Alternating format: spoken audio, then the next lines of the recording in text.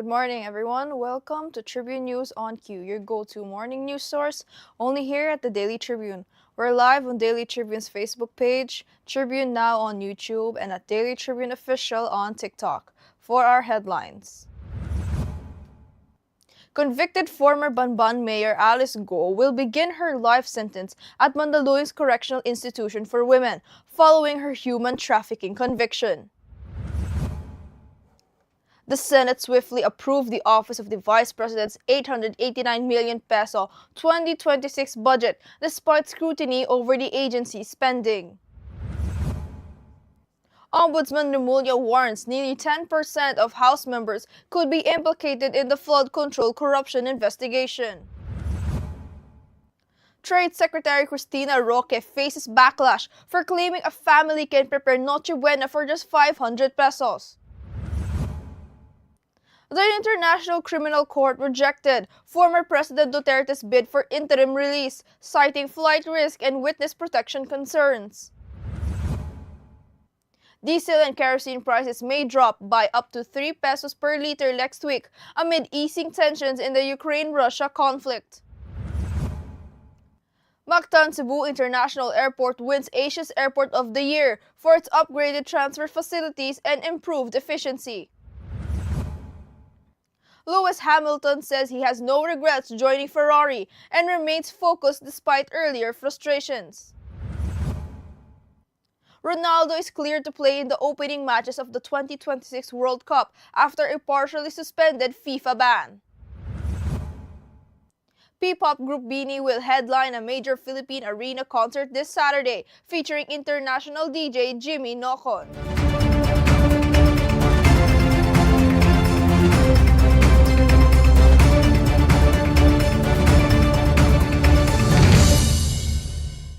Today is the 29th of November, 2025, Saturday. I'm Eliana Lacap, bringing you this week's top stories.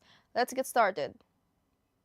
Convicted former Banban Tarlac Mayor Alice Go is set to serve her life sentence at the Correctional Institution for Women in Mandaluyong. A Pasig City court ordered the commitment of Go, co-accused Jaimelyn Santos Cruz and Rachel Joan Carrion, who were earlier found guilty of qualified human trafficking linked to illegal pogo operations in Bamban. Bucor says Go will undergo standard intake procedures, document verification, medical exams, and a 5-day quarantine followed by a 60-day evaluation before moving to the maximum security camp.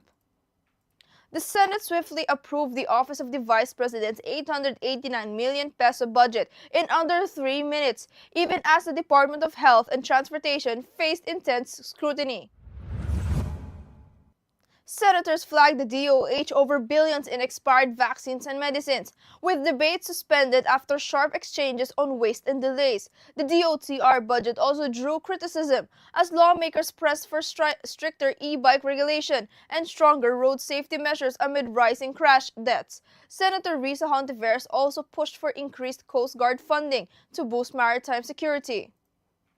The Philippine National Police will deploy 15,000 personnel for the upcoming Trillion Peso March 2.0 tomorrow, Sunday, the 30th of November.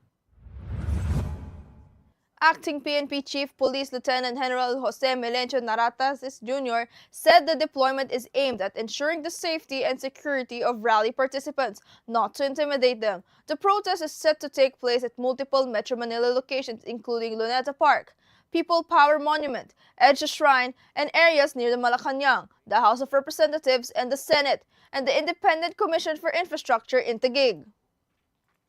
Trade Secretary Cristina Roque is under fire after saying a Filipino family can prepare a decent Noche Buena for just 500 pesos. Minority lawmakers called the estimate out of touch amid soaring food prices, with Akbayan Representative Percy Sindanya saying it would be only possible if you travel back in time.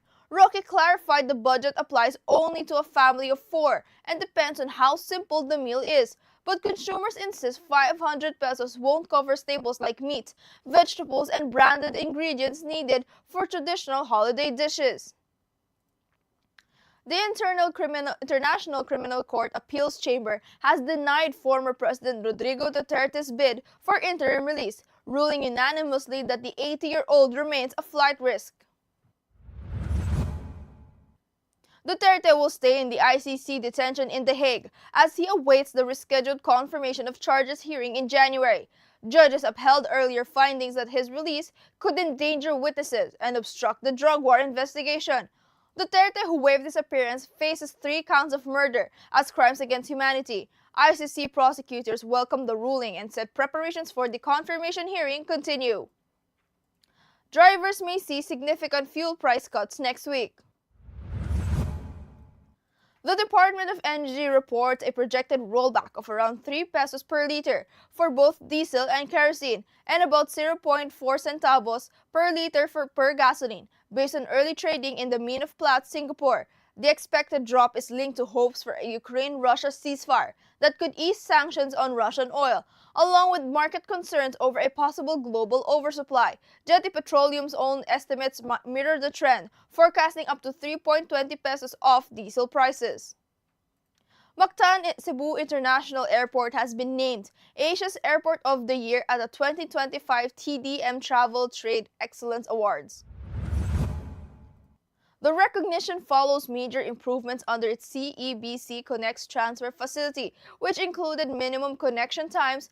Domestic transfers now just take 35 minutes, while all international connections are down to 60 minutes. Operator Aboitiz Infracapital says the upgrades boost tourism by making island travel more accessible. Airport officials add that improved efficiency has raised on-time performance to nearly 80%, strengthening MCIA's position as a key regional hub. Lewis Hamilton says he has no regrets about joining Ferrari, downplaying his recent outbursts as comments made in the heat of frustration. Speaking ahead of the Qatar Grand Prix, the 7-time world champion admitted the transition will take time as he works to build and grow with the team. Hamilton also walked back earlier remarks calling his Ferrari stint a nightmare, saying he wasn't looking forward to 2026. The 40-year-old insists he remains committed and focused as the season enters its final stretch. Cristiano Ronaldo is cleared to play in the opening matches of the 2026 World Cup after FIFA issued a partially suspended ban. The 40-year-old received a 3-match ban for elbowing Ireland's Dara O'Shea, but 2 of the matches were suspended under a 1-year probation. The suspension will only be enforced if Ronaldo commits a similar offense during this period. Ronaldo, the all-time top international scorer with 143 goals, is aiming for his 6th World Cup next summer in US, Mexico, and Canada. And for our entertainment news, P-pop girl group Beanie is set to light up the Philippine arena once again, and they're bringing an international DJ with them. DJ Jimmy Nocon has been officially announced as a special guest at Beanie's much-anticipated major concert, Beanified, today, Saturday, November 29th. Nocon has performed on global stages, but for the DJ, nothing compares to coming home, especially for a show of this magnitude. That's all for now. Join us again tomorrow at 11 o'clock a.m. still here on Daily Tribune Facebook page, Tribune Now on YouTube, and a Daily Tribune Official on TikTok. Also catch the diva that you love, Alvin Ignacio, and Ultra Maldita Alex Brosas later and tomorrow 4 o'clock p.m. for DTT Show on Jario Terada's Facebook page and YouTube channel. Once again, this has been Eliana Lacap for Tribune News on Q.